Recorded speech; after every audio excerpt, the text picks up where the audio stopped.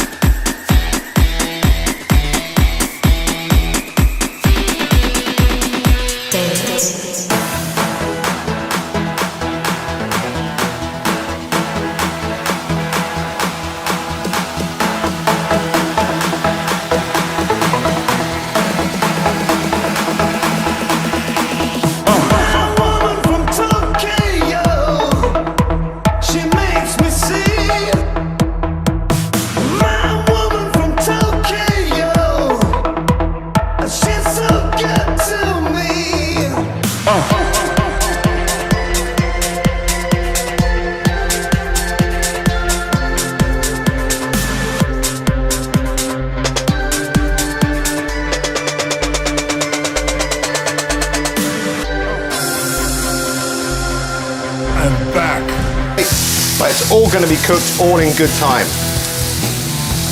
Noodles are starting to boil. This looks superb. In goes the peppers. Now I'm just going to keep that cracking on at maximum heat so everything cooks. Look, one of the main reasons is that, because we fix it in bright times, don't we? We fix it that so we can win. So we were looking at all the tunes and going like, well, what tune can we get that's really long? And we found Deep Purple, My Woman in Tokyo. My Woman from Tokyo. Now, it was written on before they actually went to Japan, and it's a great song. Absolutely love it. Came off the album Who Do You Think We Are, 1973, which came after their probably more famous album, Machine Head, which happened in 1972. Hey Tim, Machine Head, wasn't that the first record you bought? First ever album I bought. First ever album he bought, the first ever record I bought was Happy Days after watching the Fonz, so it says something about us, doesn't it? Let's move on. Okay. Now, you've got to listen to this stuff, man. Listen to this music. It's beautiful, isn't it? Look at that chicken. Lovely, juicy burnt bits everywhere. Now I'm going to chuck the shiitakes in as well, just to put them in there, in the pan. They look fantastic. Now I'll be honest with you, I've never cooked with shiitake mushrooms before, so it's a new one for me. And everything is looking great. Well, it looks like Brian's doing an absolutely amazing job with this meal, I've got to say. I'm actually rather looking forward to testing it myself at the end of the show. But at this point in time, Brian has got 2 minutes to go. Right, coming up to... Now, isn't it? Time goes fast. I've been cooking already and it's nearly done. It's just a few seconds out. I think we've got about a minute or so left, so let's stir fry all the vegetables because we want to get everything hot and everything cooked. She's so good to me.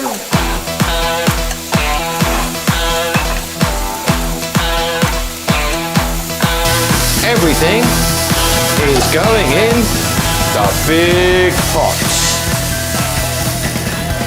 And can you believe it? Can you believe it? There you go. It's all done. It may seem like it took longer than that, but that was actually 7 minutes. And stop cooking. Now it is time to sit down and have ourselves a big Japanese feed. We win.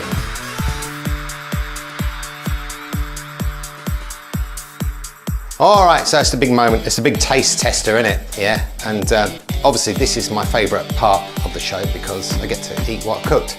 So I'm gonna have a little bit of chicken. Look how thick that sauce is. Oh man, oh dude, that's wonderful. Now, time for a very hot piece of pepper, one thinks.